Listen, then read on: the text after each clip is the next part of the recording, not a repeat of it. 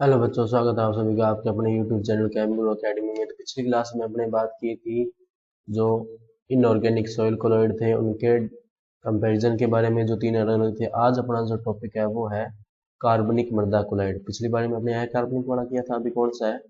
कार्बनिक मृदा collide. Topic कौन सा है? कार्बनिक मृदा कोलाइड। अब ये होते क्या है कार्बनिक मृदा कोलाइड? मुख्यतः क्या होता है? ह्यूमस होता है। क्या होता है? ह्यूमस। और ह्यूमस के ऊपर चार्ज ध्यान रखना, क्या होता है? नेगेटिव चार्ज, नेगेटिव आवेश होता है। अच्छा, और ह्यूमस मुख्यतः बना किससे होता है? कार्बन, हाइड्रोजन और ऑक्सीजन, ये तीन मुख्य हैं। लेकिन उसके अलावा थोड़ी बहुत मात्रा में नाइट्रोजन, फास्फोरस, सल्फर जैसे तत्व भी पाए जाते हैं। तो कार्बनिक मृदा क्लोराइड मतलब ह्यूमस।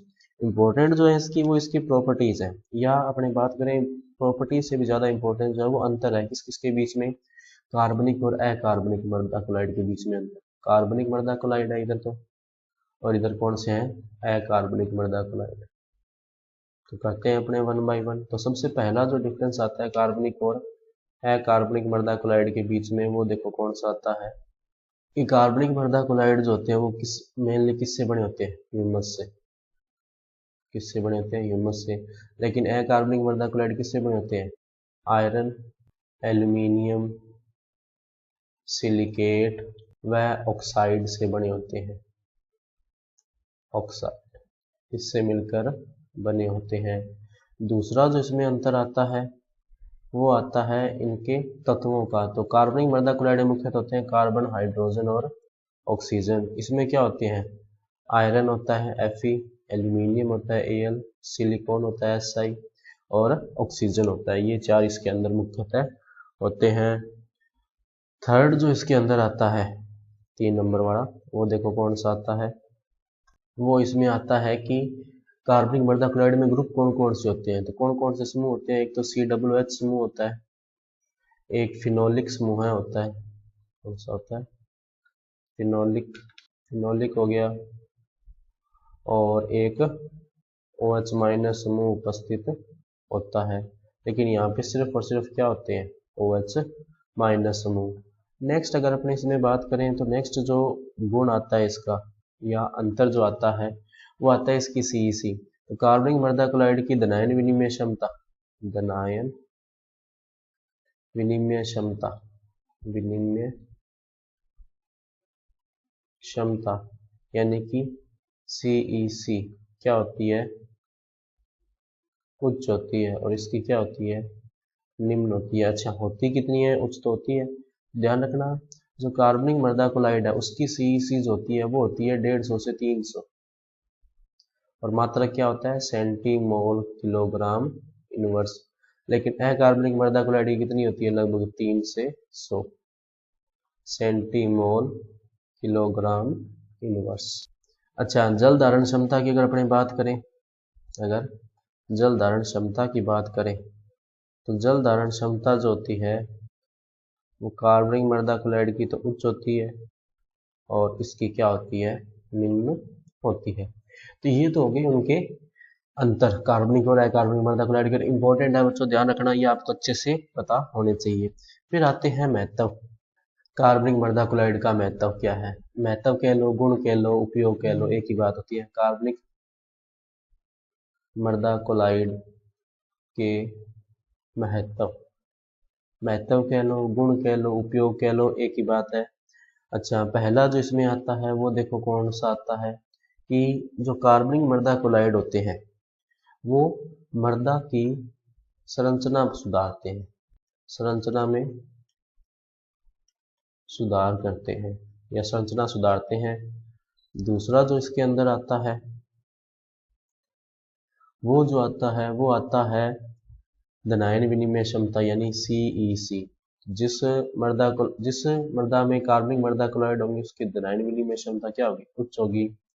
तीसरा जो इसके अंदर आता है वो आती है जल धारण क्षमता। क्या आती है? जल धारण क्षमता। तो ध्यान रखना, जल धारण क्षमता भी क्या होती है? उच्च होती है। नेक्स्ट अगर अपने इसमें बात करें तो आती है उभय प्रतिरोधन क्षमता। उभय प्रतिरोधन, उभय प्रतिरोधन क्षमता। उप प्रतिरोधन क्षमता। तो ध्यान रखना, जो मृदा क्लोराइड होते हैं उनकी उप प्रतिरोधन क्षमता क्या होती है? उच्च होती है। कौन सी वाले की? कार्बनिक हो रहा है, कार्बनिक दोनों की हालांकि उच्च होती है, लेकिन जो कार्बनिक वाला होता है वो इसमें ज़्यादा प्रभावी होता है एज कम्पेयर टू नॉर्मल। अच्छा, उसके बाद में जो इसमें आएगा वो देखो क्या आएगा, वो आता है मृदा ताप। क्या आता है? मृदा ताप। तो मृदा ताप में ये क्या करते हैं? वृद्धि करते हैं। क्यों करते हैं ऐसा? क्योंकि जो कार्बनिक मृदा क्लोराइड है वो अपने को पता है मेनली क्या है? ह्यूमस है। और ह्यूमस का जो रंग होता है वो क्या होता है? काला होता है। रंग क्या होता है? काला होता है। काला रंग जो होता है वो बहुत आसानी से सूर्य के प्रकाश को अवशोषित कर सकता है और ताप को बढ़ा सकता है। इसीलिए मृदा के ताप में क्या होती है? वृद्धि होती है। अब वृद्धि से मेरा मतलब ये नहीं है कि बहुत ज्यादा बढ़ जाएगा, लेकिन इतना बढ़ जाएगा जितना पौधे को आवश्यक है। नेक्स्ट अगर अपन इसमें बात करते हैं, जो नेक्स्ट इंपॉर्टेंट पॉइंट आता है इसमें, वो देखो कौन सा आता है? वो आता है सुघट्यता व ससंजन। सुघट्यता व ससंजन। तो ध्यान रखना, जो कार्बनिक मृदा क्लोराइड होता है उनकी सुघट्यता और ससंजन क्या होता है? उच्च होता है। और लास्ट इसमें जो आता है गुण इससे रिलेटेड, वो देखो कौन सा आता है? वो आता है इसमें पोषक तत्वों का संचयन। पोषक तत्वों का संचय या उपलब्धता। पोषक तत्वों की उपलब्धता व संचयन दोनों ही है वैसे तो। पोषक तत्वों की उपलब्धता, उपलब्धता। तो पोषक तत्वों की उपलब्धता को क्या करता है? ये बढ़ाता है। इसी तरह पोषक तत्वों के संचयन को भी क्या करता है? बढ़ाता है। अब ये तो हो गया मृदा क्लोराइड या कार्बनिक मृदा क्लोराइड के महत्व या गुण या उपयोग। अगला जो इसमें आता है वो आता है कि जो मृदा क्लोराइड होते हैं, मृदा क्लोराइड के ऊपर आवेश जो है वो ऋणावेश क्यों आता है? अपने देखो बात की थी यहाँ पे, देखना कि कार्बनिक मृदा क्लोराइड ह्यूमस के ऊपर आवेश माइनस होता है, इसी तरह अकार्बनिक मृदा क्लोराइड जो होते हैं उनके ऊपर भी आवेश क्या होता है? ऋणावेश होता है। अभी ये होता क्यों है उसका कारण समझते हैं अपने। अगला जो इसमें आता है वो आता है अकार्बनिक मृदा क्लोराइड पर आवेश की उत्पत्ति। मृदा क्लोराइड पर आवेश की उत्पत्ति। आवेश की उत्पत्ति भी, आवेश कैसे उत्पन्न हो रहा है वहां पे? तो आवेश जो है वो दो तरह से उत्पन्न होता है। दो कारण है इसके। कौन कौन से हैं? वो देखो, पहला तो है खुले क्रिस्टलीय किनारे। क्या है? खुले क्रिस्टलीय किनारे। पहला तो ये हो गया।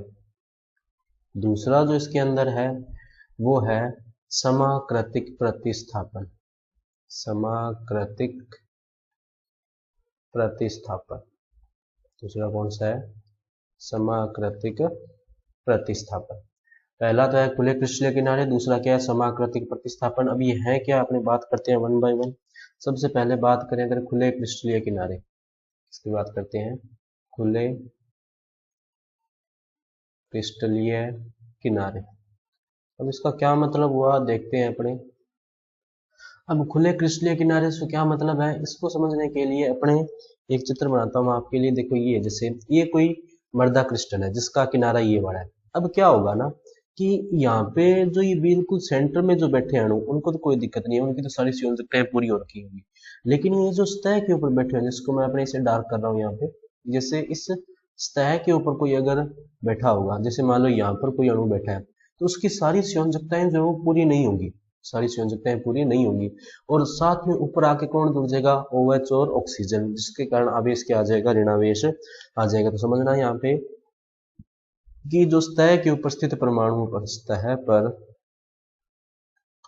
परमाणुओं की संयोजकता, परमाणुओं की संयोजकता पूरी नहीं होती, पूरी नहीं होती। और सतह के ऊपर क्या बैठे होते हैं? ऑक्सीजन और OH माइनस, जिसके कारण ऋणावेश उत्पन्न होता है। सीधा सा ध्यान रखना कि सतह जो होती है किसी भी क्रिस्टल की, उसके जो किनारे पर या जो सरफेस जो उसकी होगी, पृष्ठ जिसको बोल सकते हो आप, उसके ऊपर जो परमाणु होंगे उनकी संयोजकता पूरी नहीं होगी, अंदर वालों की तो पूरी हो रही होगी। और उसके अलावा सतह के ऊपर बैठे कौन कौन से? ऑक्सीजन और हाइड्रोक्सिल एटम, जिसके कारण ऋणावेश उत्पन्न होते हैं। ये पहला कारण है जिसके कारण ऋणावेश उत्पन्न होता है। दूसरा जो कारण है इसमें वो आता है समाकृतिक प्रतिस्थापन। क्या आता है? समाकृतिक प्रतिस्थापन। और ये थोड़ा इंपॉर्टेंट है, इसकी डेफिनेशन भी कई बार पूछ ली जाती है। समाकृतिक प्रतिस्थापन क्या होता है? अब अगर आप ध्यान रखो ना इस वर्ड को समाकृतिक, तो समाकृतिक जो है वो दो वर्डों से मिलकर बना हुआ है, समान प्लस आकृति, दो से मिलकर बना हुआ है समान आकृति। यानी कि इन ऐसे तत्वों की या ऐसे अणुओं की या इस ऐसे आयनों की बात हो रही है जिनकी आकृति क्या है, समान। तो समाकृतिक प्रतिस्थापन होता भी यही है कि समान आकार के आयनों का, समान आकार के आयनों का प्रतिस्थापन, समान आकार के आयनों का प्रतिस्थापन करता कौन है, आपस में। भाई समान आकार के आयनों का आपस में प्रतिस्थापन क्या कहलाता है, समाकृतिक प्रतिस्थापन। अभी ये हुआ क्या, इसके कारण आवेश कैसे उत्पन्न हो रहा है देखते हैं अपने। ये मैंने यहाँ पर एग्जांपल के लिए दो बनाए, जैसे ये हो गया और इसकी अपने कॉपी बना लेते हैं कि यहाँ पे ये हो गया। अब इसको समझते हैं, देखो कैसे, कि मान लेते हैं एग्जांपल के लिए मेरे पास यहाँ पर सिलिकॉन था जिसके ऊपर आवेश क्या था +4, इसने दो ऑक्सीजन परमाणुओं को जोड़ रखा था। अब हुआ क्या कि सिलिकॉन को रिप्लेस कर दिया किसने, एल्यूमिनियम ने, सिलिकॉन को किसने रिप्लेस कर दिया, एल्यूमिनियम में। अब क्या होगा कि सिलिकॉन की जगह क्या आ जाएगा, एल्यूमिनियम, लेकिन ऋणावेश तो वही रहेंगे, O-2 O-2, और सिलिकॉन क्या निकल गया बाहर। अब यहाँ पर देखो क्या हुआ कि यहाँ पर पहले माइनस के भी 4 थे और प्लस के भी 4 थे, तो ओवरऑल क्या था 0। लेकिन यहाँ पे क्या है, माइनस का तो 4 और प्लस का कितना है 3 है, तो आवेश क्या आ गया ओवरऑल माइनस का 1, जिसके कारण ऋणावेश उत्पन्न हुआ। और एग्जाम्पल देख सकते हो इसी का, कि मान लो एल्यूमिनियम था यहाँ पे और इसने दो परमाणु को जोड़ रखा था, ऑक्सीजन और OH। तो यहाँ पर माइनस का 3 है, -2 -1, माइनस का 3 और प्लस का भी कितना है 3 है, तो आवेश 0 हो गया, यानी उदासीन नहीं है।